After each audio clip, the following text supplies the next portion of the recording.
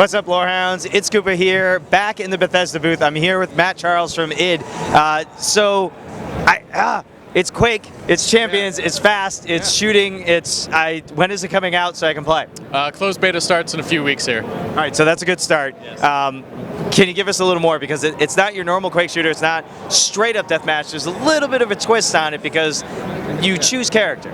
Yeah, so the Champions are meant to be an additive layer on top of the core Quake gameplay that's really fast-paced and about picking up weapons and outmaneuvering and outsmarting your opponent. So we think the Champions add sort of almost that strategic value of, if your opponent likes to play a fast character, maybe you go with the tank or a tankier character, right, to counterbalance that. But again, and just to be clear, tankier isn't like it has abilities to absorb damage. He just has like a little more armor to start. Yeah, we're talking like plus 20 max armor or plus 5 health starting value. So it's still Quake at the core. And so everyone's damage is still the same, for instance. Oh, of course, yeah. And there's no damage output difference between the Champions when they hold the weapons or anything like that. It's not about rolls. It's about augmenting your preferred playstyle. So to be clear, this isn't like Overwatch classes or anything of that nature. It's still Quake. No, correct. Absolutely correct. All right, so what is this built on? Is this built on the engine that was made for Doom?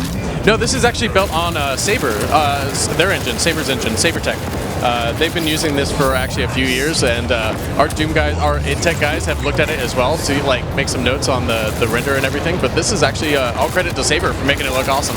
Did the id-Tech guys have to just needle a little bit? No, actually they looked at what they're doing and they're like, all right, that's pretty solid. So we felt really good about that. Okay, so what can we expect as far as how many maps and stuff we'll be, expecting at launch, whenever it may be this year? Yeah. Well, we're showing 2 today, and there's more coming, and some might be tailored for a specific mode, right? Like if we're talking, team deathmatch is pretty different than duel. You want less space, so we may take some of the square footage out of these maps to tailor it for a particular mode. And lastly, where are these champions really coming from as far as a lore perspective? Because Quake wasn't really that super heavy on, it was just the one guy. Yeah. So with Champions in particular, what we thought was, hey, let's take the gameplay of Quake 3 and add in some of the lore that was kind of there in Quake 1. Because Quake 1 actually had a surprising amount of lore, but we all forgot it. Just remember, kind of the core gameplay. Deathmatch, totally. So this is very Lovecraftian, very Elder God inspired. So you'll see a lot of that influence start to bleed in. Each map is really themed around an Elder God as well.